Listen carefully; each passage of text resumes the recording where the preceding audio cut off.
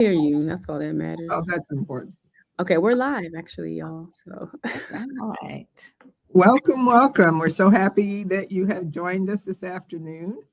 This is Creating Zola Mondays, as you know, the first Monday of April, and we have a wonderful guest with us today, as well as my fellow panelists. I am Linda James Myers, a past president of ABSI, an elder of Elders Emerita, a retired professor and emerita, and we're just happy to have you here today because we have a really, really powerful topic because this is such a critical time for most people. So much going on in the world and probably so much going on in your life. This is a time of transition and transformation, and it's a good time if we can begin to understand and see it that way. But in the event that we need some help along the way, we have a wonderful guest today to give us some insight and some help and remind us to breathe. So I'm going to let Dr. Ma Lewis introduce herself. But before we get to her, why don't we have the rest of our panelists just briefly introduce themselves. Okay, as usual, I'll jump in and say I'm Harvey Linder. I'm a licensed clinical psychologist in Minneapolis, Minnesota, and I'm a member of the ABSI Ethics Committee. And I'm getting feedback.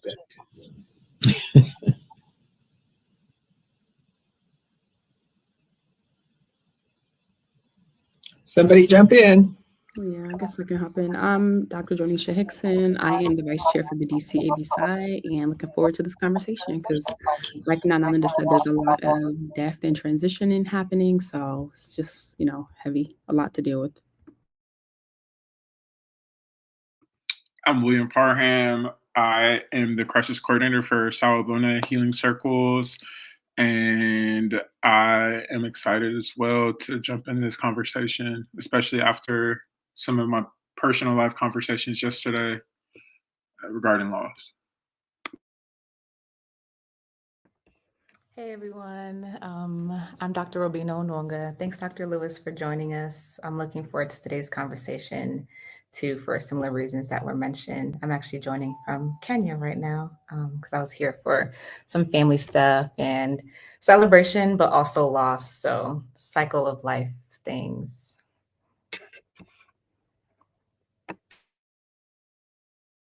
Oh, Nana Linda, you're going to go ahead and unmute yourself. But when others are talking, you'll have to mute yourself because I think that's why you were getting some feedback. I was muting myself for that reason and forgot to unmute myself. So I will be muted and fading in and out, as you can see. I'm having problems with my video as well. So Dr. Ma Lewis, would you please introduce yourself and our topic? Uja, which means vitality and greetings. My name is Dr. Ma'at Erica Larice Lewis, and I am a mystic. I work as a mother, a daughter, a professor. I work as a psychologist and a practitioner of breathwork and ancient Egyptian Kemetic yoga. I'm a former president of the ABSI Student Circle, which feels like many, many years ago, and a past president of the New York chapter of ABSI for a few cycles, maybe 3. Well, thank you so very much. And she's just given the tip of the iceberg, but we're happy to hear about that. So tell us about breath. Well, I decided to choose this topic because the breath and breath practices have been the most transformational sort of practice in my life. As I said, I am a certified Egyptian yoga practitioner. And interestingly, prior to that, at a Association of Black Psychologists conference, I want to say in 1999, there was a breath workshop, and that breath workshop changed my life. It was during the ABSI conference. We were invited to lay on the floor and for 50 minutes practice this breathing exercise and breathing technique. And during that process, my conscious awareness of my life and aspects of the past of my life just sort of came before me, and it helped me begin to understand myself better, and it just led me on a journey to want to learn more about the breath, the power of breathing, the power of breath practices. And so for the past 20 plus years, I've been engaged in my own sort of processes of breath development and training, trained and certified in transpersonal breath work, so facilitating deep emotional release during breath meditation practices, and also as a comedic yoga practitioner under the training of Dr. Muwata and Karen Ashby, Sibaja Ashby. I use breath in those yogic practices. So it's just been for me personally central. And then in terms of my work as a psychologist, for, again, I don't know how many years, I have been integrating breath work and breath practices as a psychologist in the interest of reducing stress, managing anxiety, and helping with emotional regulation. So I thought that it would be fun today to come and talk about breath in general and talk about some of the African context and origins in relationship to breath, and then do some breath practice with you that I have called and I coined Remember to Breathe and Remember to Smile. So how does that sound? Oh, you're muted, Nanaland. I can see this is going to be a problem. I'm curious about your transformative experience at the AB Psy convention. You said the breath work you did opened up your consciousness. Can you say a little bit more about that experience? Yes. So the practice itself, and this is a practice that I have also subsequently done at ABSI conventions in previous years. So the practice itself was a practice of a breath meditation practice. Again, you're lying on the floor and you are invited to do a guided breathing practice, doing a particular breathing, series of breaths. And during that time, the facilitator plays music. It's pretty loud, it's pretty rhythmic. And during that time, what happens is you go into what we would call an expanded state of consciousness and awareness, where you are partially awake, partially asleep, and can have a variety of experiences. You could fall asleep, right? If you're tired, you may fall asleep and rest, or you may see colors, you may see memories, you may see information that just you have no idea where it's coming from. And you may not have much of anything happening. But the idea and the philosophy is that we all have an inner healer, a guide, what I call a sense of spirit that then helps us to bring what's in our unconscious, like unconscious awareness, to our more conscious awareness. And it is through things becoming conscious to us that we can then begin to integrate them. And in terms of psychology, right, we can be able to then take that information, look at it, reflect on it, and try to understand how it has possibly influenced our life, and what we might need to do to sort of address it, and what we call cleanse the residue, cleanse the emotional impressions that are on the heart. And there's more I could say about that, particular to African psychology and Black psychology, if you'd like. Oh, that'd be great. But I shouldn't be the only one asking questions. I did selfishly want to ask if you had a YouTube channel or any type of way that folks could connect with like your breath work or breathing techniques. So it's funny, I do have a YouTube video that maybe if you search, you can find it, but I certainly can make it available, and folks can contact me through email.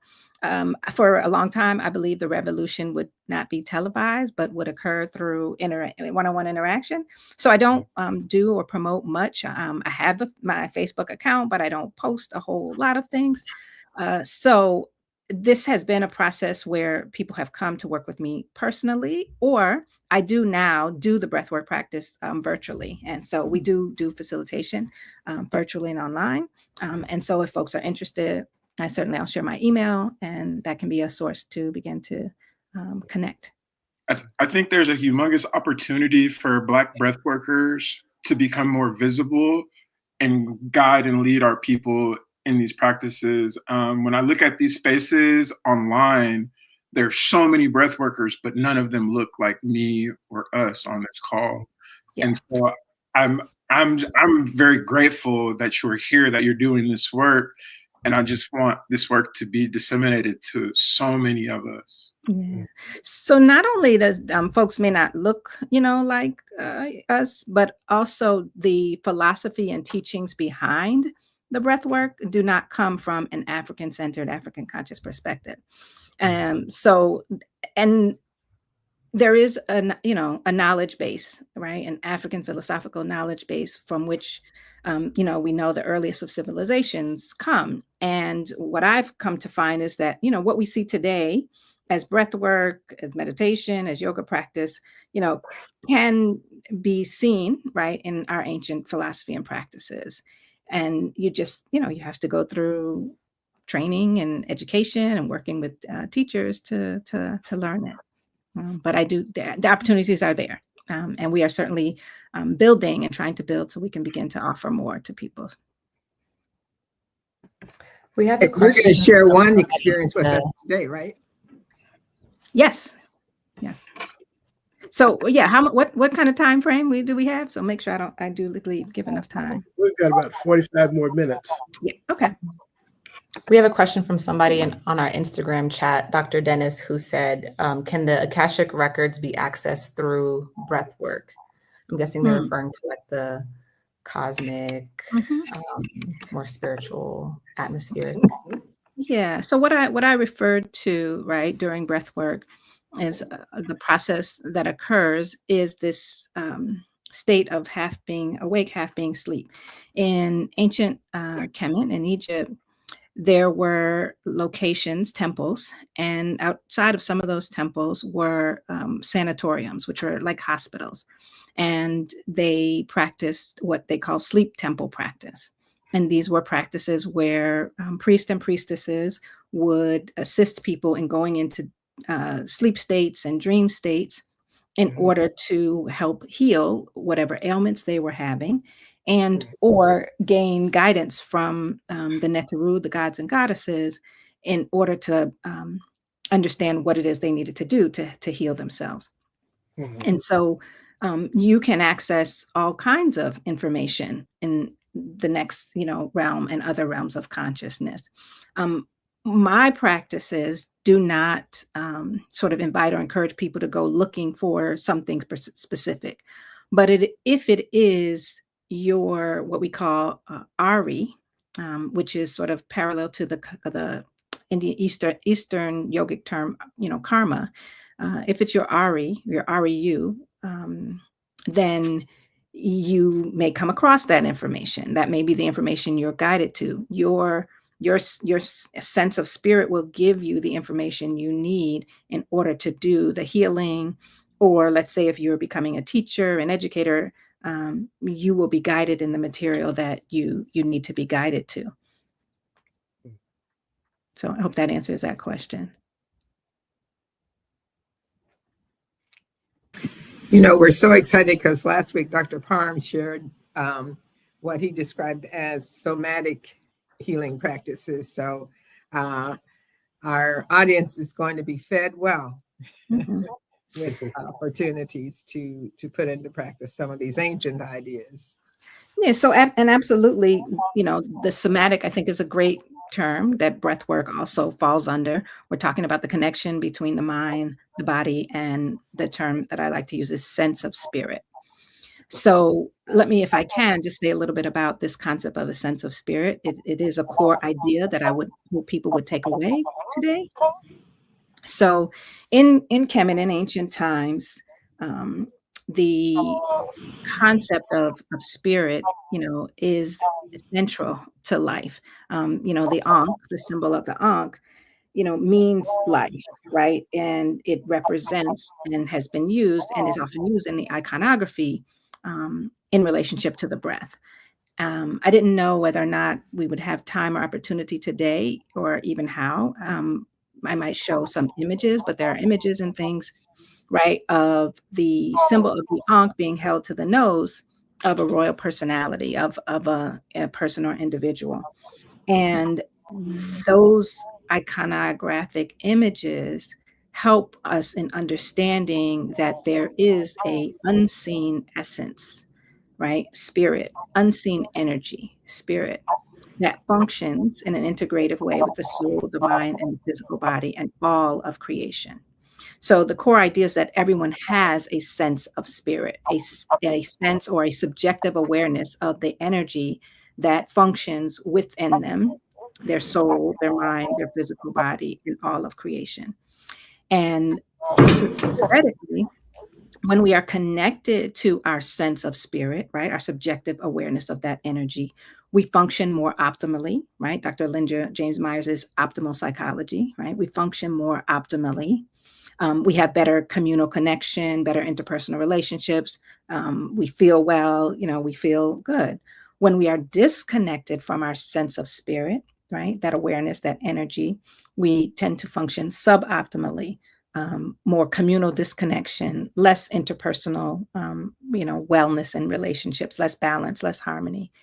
And so everyone has a sense of spirit.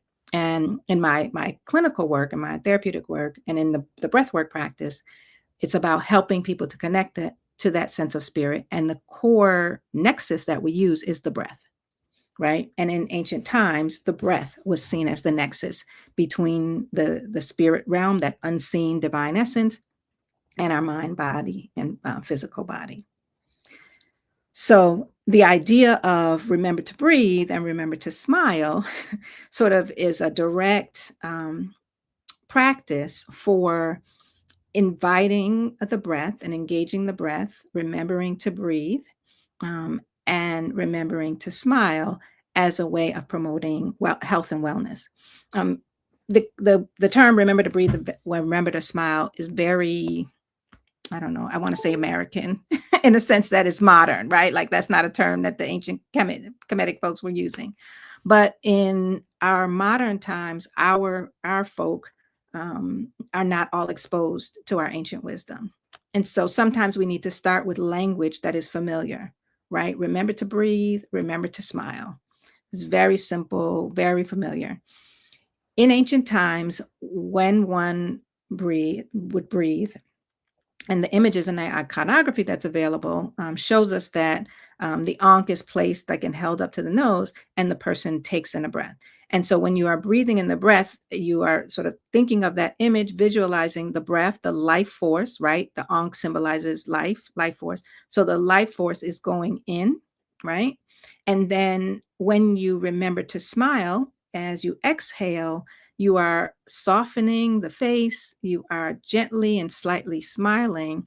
And what we know from modern science is that when we smile, we activate the endorphins, the serotonin, the dopamine, and release those feel-good hormones and the neurotransmitters to help us feel good. And so remembering to breathe and remembering to smile is a way of activating the life force energy, connecting to our sense of spirit as we know it and understand it, and then remembering to smile physically and physiologically, right? Activating the body towards homeostasis. And this is a particularly helpful technique when we are in moments of stress, anxiety, and distress. But there's even a bigger reason to do it. And that is because when we slow down our breathing, and there's current research evidence suggests that when we slow down our breathing to 6 breaths per minute, that slow breathing, in fact, has, tremendous health benefits in, from a psychology perspective, reducing anxiety, helping us to slow down the heart rate, to improve our heart rate variability. And if we can remember to breathe and remember to smile using the 6 beats per minute, using the technique as a means of promoting 6 beats per minute, we can then begin to sort of gradually improve our health.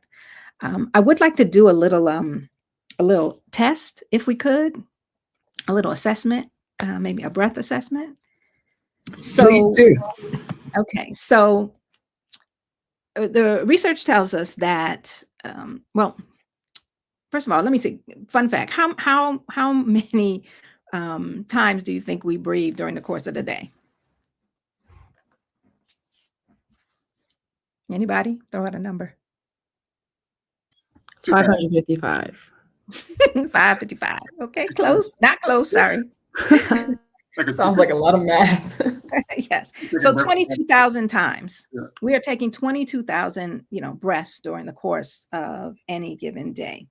And our breath is the only autonomic, body function that we can consciously control, right? We breathe, we're not aware of it. It's autonomic. The autonomic nervous system, is functioning outside of our awareness. But the breath, we can control it. We can slow it down.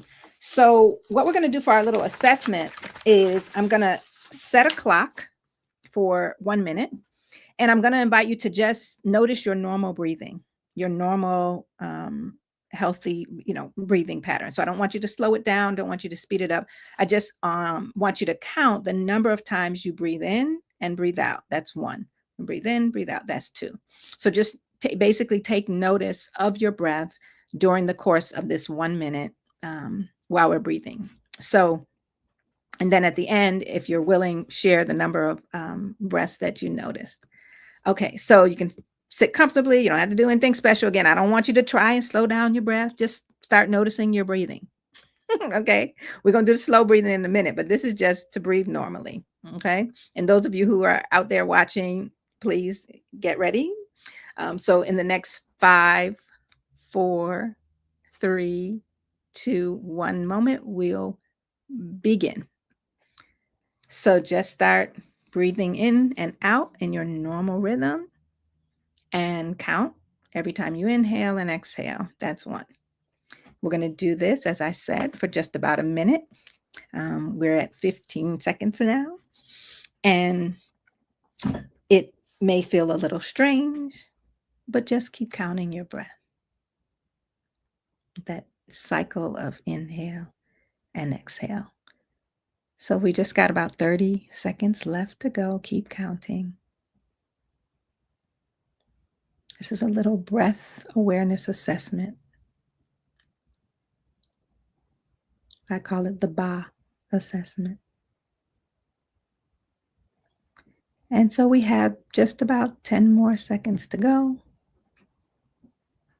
Continue your counting for 5, 4, 3, 2, stop. Okay. Anybody want to share how many beats? There's no right or wrong. 14. How many breaths? Say again. 14 breaths. 14. Okay. I had 13. Okay. I had 13 and a half. Okay. Okay. Online, I see 15 from 17 Pharrell. over here. So on average,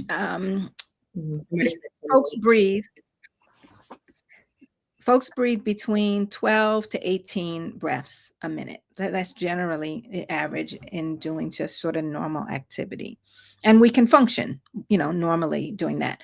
When we get excited or stressed or anxious, that breathing may become more rapid. I see someone had 20, someone had 29. Okay.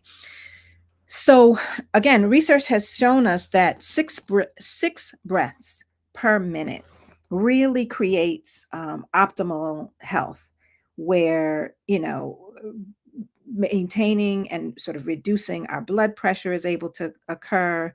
We're stimulating the vagus nerve, reducing anxiety, really allowing the body to engage in a process that helps to, again, stabilize blood pressure and over time, improve our heart rate variability. So we want to in our exercise of remembering to breathe and remembering to smile, we want to try and match it to that 6 breaths per minute. And the way that we do that is through using a timer in the beginning. And so you can kind of get a sense of what the time frame is, or you can align the practice with breath and sort of just counting in your head. So we'll do that shortly, but I want to ask first if anyone would share how did it feel, or what did you notice when you were just paying attention to your breath? Anybody? What I noticed is that once I paid attention to my breath, Mm-hmm. I kind of got what? Because I don't usually pay attention to my breath. So Mm-hmm. when I intervene and pay attention and try to count, it took me off. And then I started playing with my breath. you know, because once you pay attention to it, you can control it. I don't like how that feels. Mm-hmm. But I haven't figured out yet how to count Yes. what I really is my breath, natural flow, without intervening. So that's probably a curious trouble. So, and there's a way to address that. So in ancient Egypt and Kemet, the practices of meditation and breathing were often done or accompanied by what we call hekau. And hekau means words of power. Again, in the Eastern, tradition, people may be familiar with the term mantra, or in the Western context, you may say affirmations. So in ancient Egypt and Kemet, we use hekau, so words of power that you can chant or repeat in rhythmic ways. So we invite breathing deeply and rhythmically so as to help with the flow of the breath, and using the hekau, using the words of power to help with the flow. So some people, counting, like you said, may be totally distracting and uncomfortable. So using hekau, words of power, can be helpful in that way. So rather than counting the breath, you are saying the the hekau. chant. Yes. And so, yes. Counts for you. Can you give examples of that? I can share my hekau, which is I'm a divine tool of divine love and forgiveness. And we'll try sometimes to time that saying with the amount of breath that I want to be breathing in and out, and just repeat that as my my hekau. Very powerful. Very powerful. How does that work for you? How many counts do you get with that mantra or hekau? It's about a 10-second in, 10-second out. Okay, because that's what you need for the 6, huh? 6. A minute. Right. So if you breathe on inhale, 5 count, and exhale on the 5 count, 1 second per count, and you do that, repeat it, it will match a minute. And so you automatically, you only need to do it a couple times to looking at a clock or looking at a stop timer in order to kind of get a sense of what your own cadence is and what your own, flow would be. I saw someone in the chat say I had a singular focus on my goals for today. So I think that was in response to what you noticed. Anyone else want to share what you noticed and then we can come back to another example. Yeah. When I started to focus on my breath, I noticed that I wasn't thinking about anything else except for the breath coming in and the breath going out. Okay. So it's a powerful way of bringing your focus in. Yes. Dr. Hickson, were you starting to say something? I got kicked off or I touched the button. But I think actually when I was doing my breathing, I was reflecting on, I know it's like super deep, but my identity as a Black woman, because I have asthma. So a lot of the times my breath is like, I have shortness of breath. And so when we were doing the exercise, I'm like, I need to make sure I'm taking deep breaths and elongate my breath. But I think that ties back to me not feeling comfortable taking up space. Like I don't want people to hear me struggling to breathe. So let me get my shit together. So that's what, that was my internal dialogue as I'm trying to count my breath. But yeah, really appreciate this exercise. Oh, also I wanted to say shameless plug, Dr. Maya Lewis is a certified Soul Healing Circle trainer. So, or not trainer, facilitator. So, if you want to engage more with the work, please join us. Yes, thank you for adding that. And we absolutely do breathing practices in the Sawabona Healing Circle. So, William, that might be the sort of really ideal way to get folks to connect with us and also do the breath. So that was just an assessment. I would just like to add that one of the things I noticed when I was paying attention to it is that I often take like half breaths. And so when I'm paying attention, it makes me focus on taking a full breath. And that's got to be helpful. It absolutely is helpful. And when we breathe, and I know William talked about this last time, but we need to, as you inhale, expand the abdomen, right? Like you need to make your belly expand like a balloon. And when you exhale, you are contracting your belly towards your spine.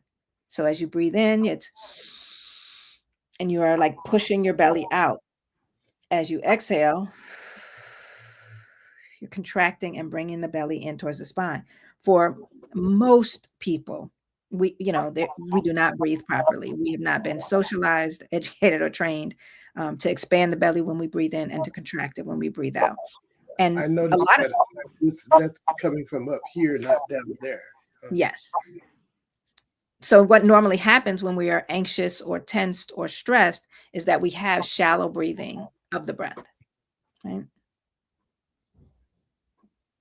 Yeah. So is that someone's audio talking? Yeah, we may need to mute. Okay. So just one other, so let's use the remember to breathe to remember to smile as an example. I have, I want to call it a heck owl, and I haven't decided whether or not I want to debut this heck owl just yet. So we'll see if my spirit is moved. So remember to breathe, remember to smile. So the way that to answer the question, the way that you can use the words of power, the heck out with the breath, is to recite it on rhythmically on the inhale and on the exhale. So as you breathe in, you can recite, remember to breathe 4, 5. Remember to smile 4, 5. So for a count of 5 going up and a count of 5 coming down, you can integrate the words, remember to breathe, remember to smile. Remember to breathe, remember to smile. And you would be reciting that, like a heck owl to guide your breath. What would be optimal is for you to just, use the heck owl. Remember to breathe, remember to smile, right? And just find your natural rhythm. But it helps to do it initially with the counting so that you are actually slowing the breath down enough to get that 6 beats per minute. So I'm going to pull my clock back up again. I'm going to pull my timer up again, and I'm just going to repeat, remember to breathe 4, 5, remember to smile 4, 5, just so you see what that rhythm is when you do it, each second. Is that okay? Is that I was going to pull back up my clock. Let's see, did I lose it? Okay, here we go. So just to give us a sense of what that timing is like, and in order to practice, first you want to sit comfortably, right? Make sure you're sitting comfortably in a chair. You don't, have your hands filled with objects. If you can, you want to place your feet flat on the floor. And you want to try to relax your jaws and your shoulder.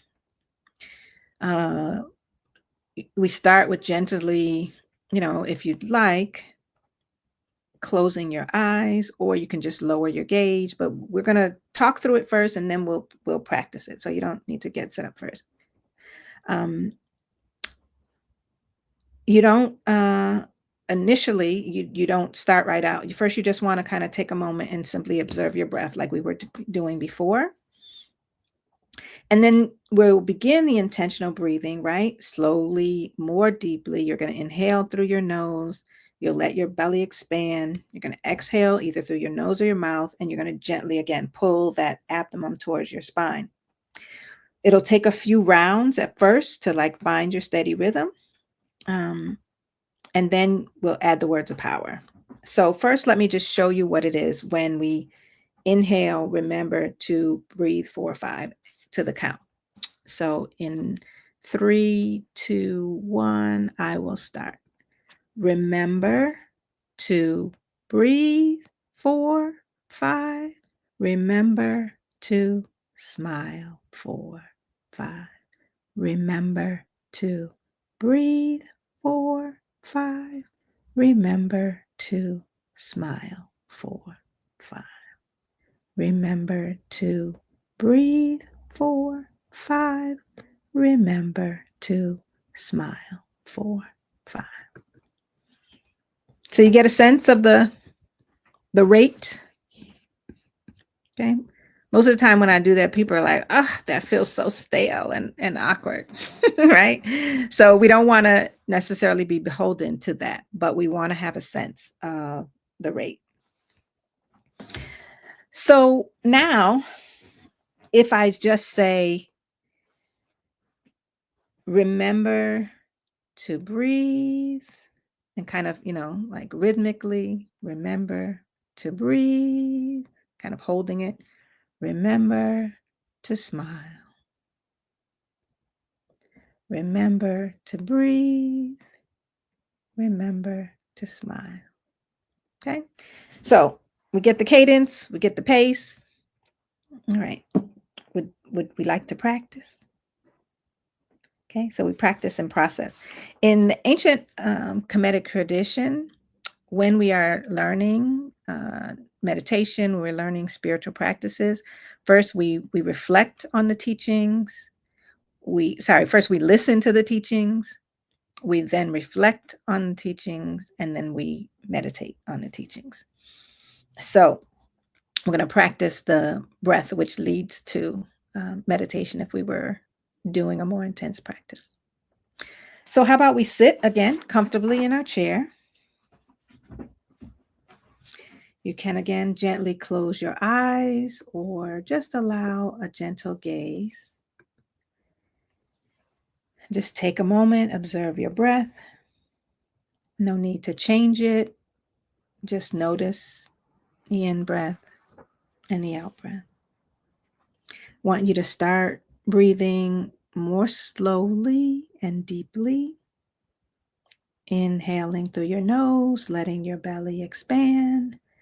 Exhaling through your nose or your mouth and gently pulling that belly in towards your spine. So take a few rounds like this to establish your own steady rhythm. Trying to slow it down as much as possible, as much as comfortable.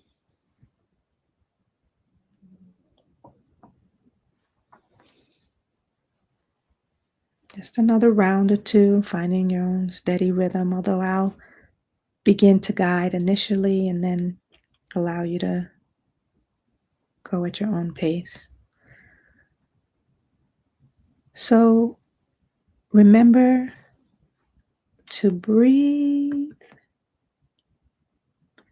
Remember to smile.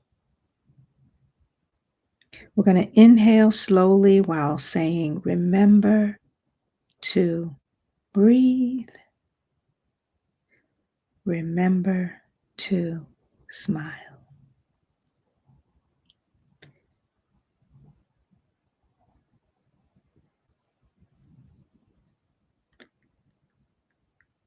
Remember to breathe. Remember to smile. Now, as you continue silently saying the hekau, rhythmically breathing, remember as you inhale, you are visualizing the breath coming in through the nostrils up into the place where we say the third eye is, which is actually more accurately where your pineal gland is located. And as you exhale each time, you're going to allow your face to relax and a gentle smile to sort of come across your face. So the idea of remembering to smile is just as literal as remembering to breathe. So continue remembering to breathe, remembering to smile, and intentionally allowing a gentle smile or relaxation of your mouth to occur. So every time you remember to breathe, you're breathing in, visualizing that breath, that life force coming in, tapping that pineal gland. And as you exhale, the breath is softening your face and inviting a smile to come forth. So each inhale and each exhale is a breath and literally a gentle, soft smile.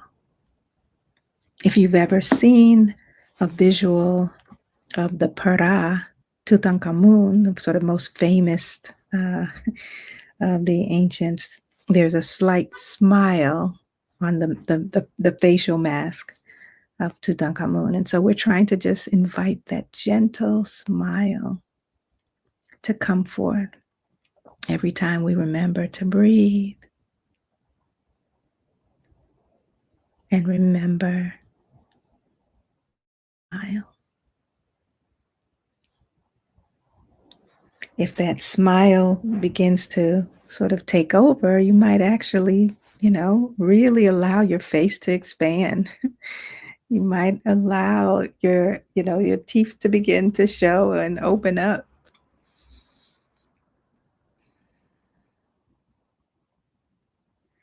We're restoring calm.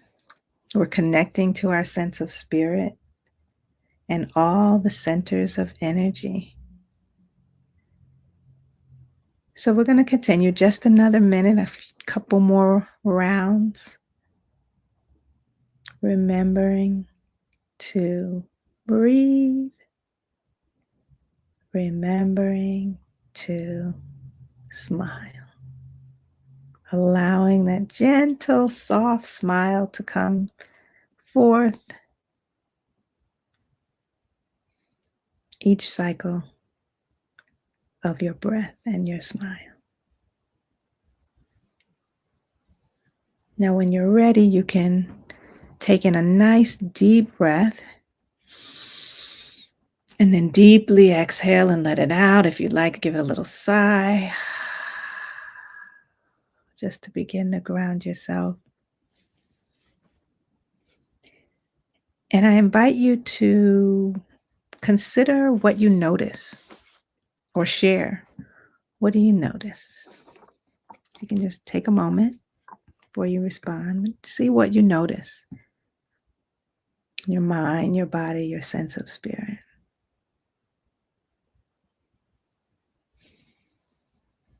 Anyone care to share? What do you notice?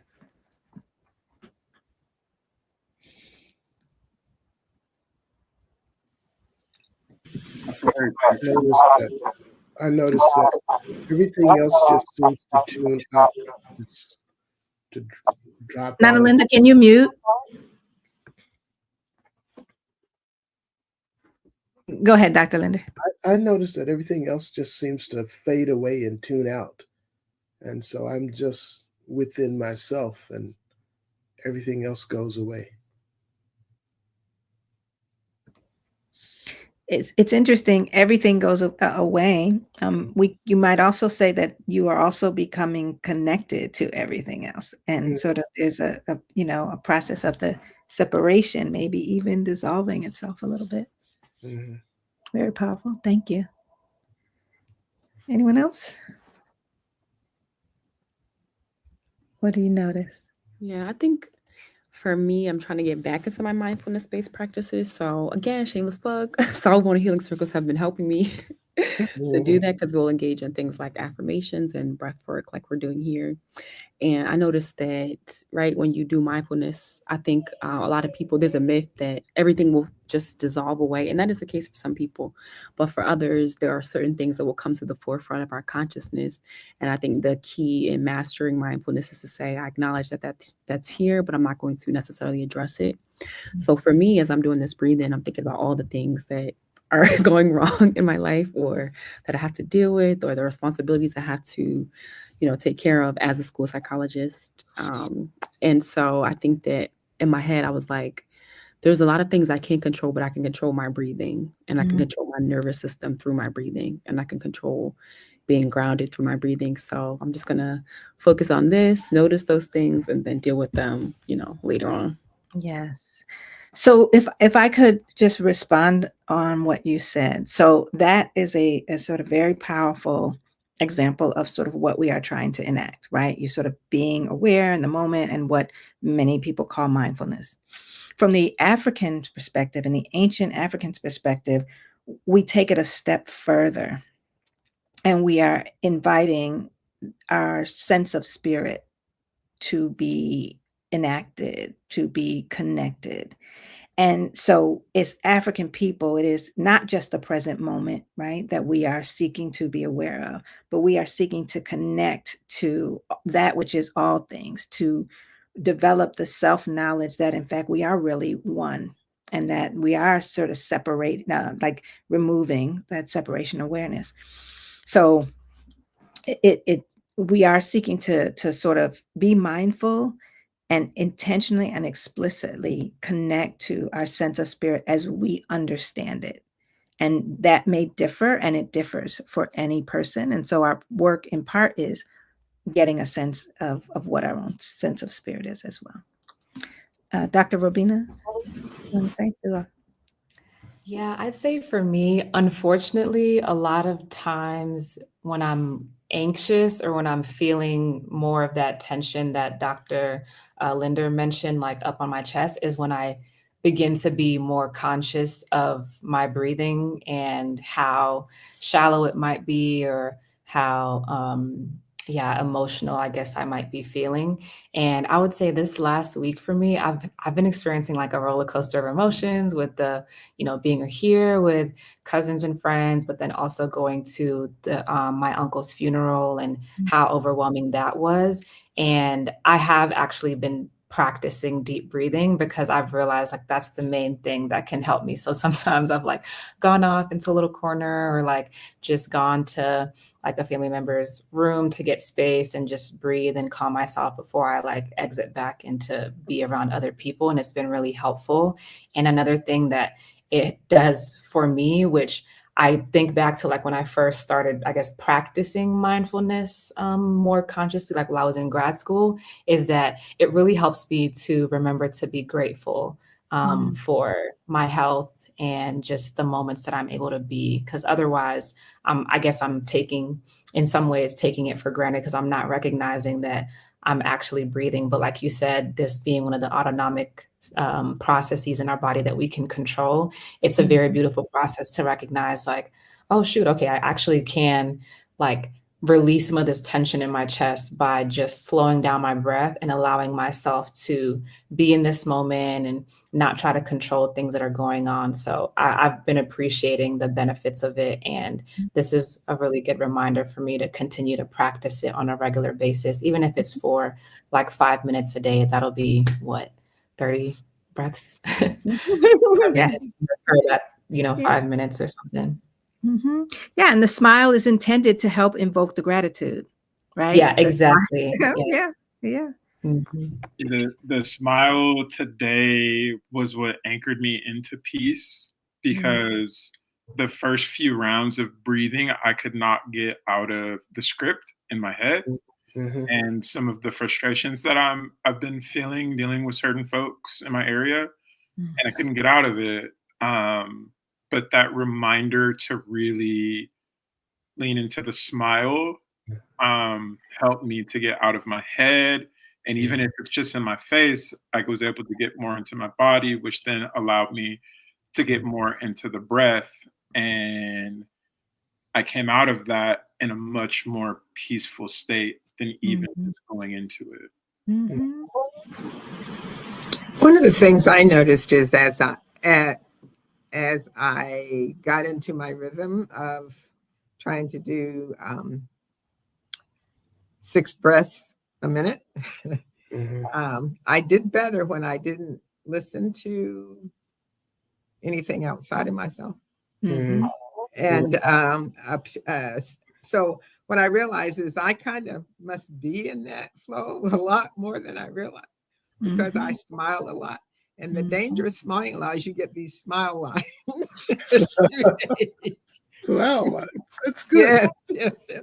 So I'm sitting here looking at my smile lines as I smile, and it made me want to chuckle. But I was surprised at how easy it was to get in the flow once Mhm. I had identified the rhythm I wanted Mhm. uh, to inhale and exhale. And actually, it's not. It moves really fast. Mhm. Yeah. Yes. Thank you.